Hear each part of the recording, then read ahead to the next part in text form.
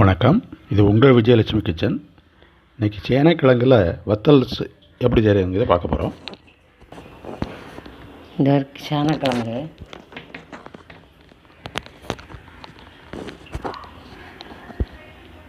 சேனைக்கிழங்கு வத்தல் போடலான்னு போகிறோம். அதுக்கு இதை பார்த்துக்கோங்க. இந்த தொலியெல்லாம் சீவிட்டு இந்த மாதிரி இது பண்ணி வச்சுக்கோங்க. அந்த மாதிரி வெட்டணும் நம்ம பொடியாக. அதான் எண்ணெயில் போட்டு வத்தல் எடுக்கணும். இப்போ நான் வெட்டுறேன்.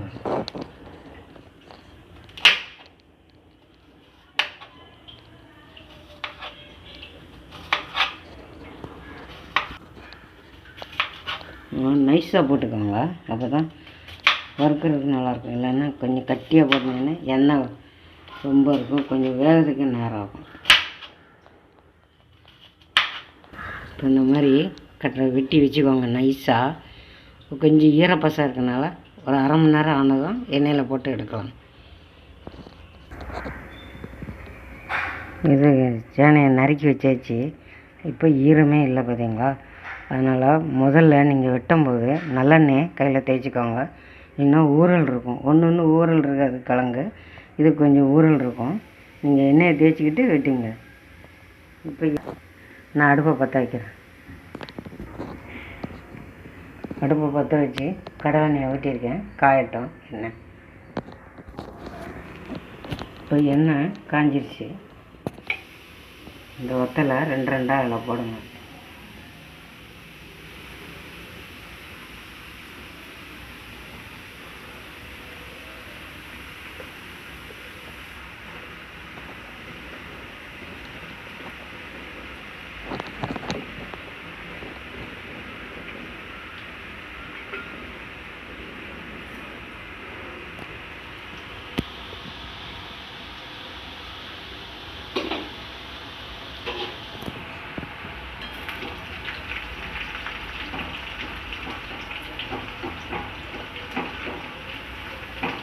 ஈரத்தோடு போட்டிங்கன்னா வெடிக்கும். கொஞ்சம் ஈரப்பசை போகணும். ஒரு அரை மணி நேரம் வச்சுருந்துட்டு நீங்கள் எண்ணெயில் போட்டு எடுக்கணும்.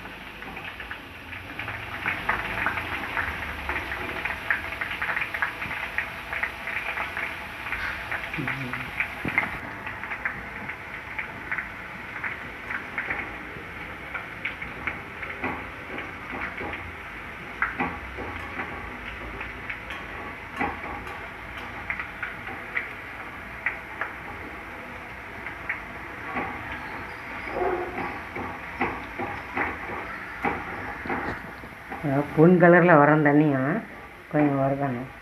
கொஞ்சம் இதாக சவுக்குன்னு இருக்கும். அதனால் கொஞ்சம் நல்லா வேக தண்ணியும் இது பண்ணிக்கிட்டே இருங்க.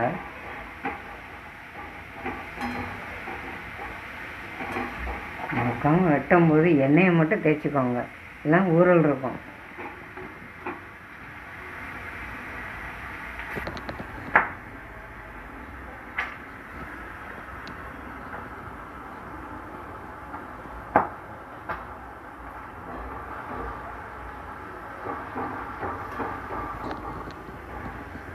இந்த மாதிரி பொன் கலரில் வந்ததுன்னா எடுத்துருங்க.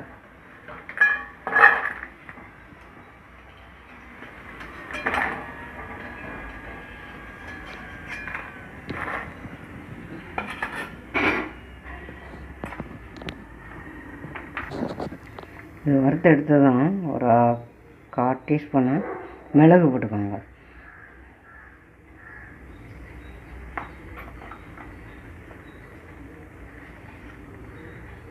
இந்த மாதிரி உப்பும் 1/4 டீஸ்பூன் போதும். ரொம்ப போட வேண்டாம். இந்த ஸ்பூன் வச்சு கிண்டி கையின்னா கொஞ்சம் காந்தும் சூடாக இருக்குல்ல, ஒரு ஸ்பூனை வச்சு வறுத்து வச்சுக்கோங்க. கூட 1 மணி நேரம்னாலும் கொஞ்சம் ஈரப்பசை போன பிறகு எண்ணெயில் போட்டு எடுங்க. இல்லைன்னா கை ஊறல் இருக்கும். கொஞ்சம் எண்ணெய் லைட்டாக சூடாக இருக்கும்போது கொஞ்சம் வெடித்தாலும் வெடிக்கும். பயப்பட வேண்டாம்னா கூட 1 மணி நேரம். நான் அரை மணி நேரம் வச்சுருந்தேன். நீங்கள் 1 மணி நேரம் வச்சுக்கோங்க. போட்டு எண்ணெயில் போட்டு ஒரு டப்பாவில் போட்டு வச்சிங்கன்னா சூப்பராக இருக்கும். மோர் சாதத்துக்கு சாப்பிடுங்க.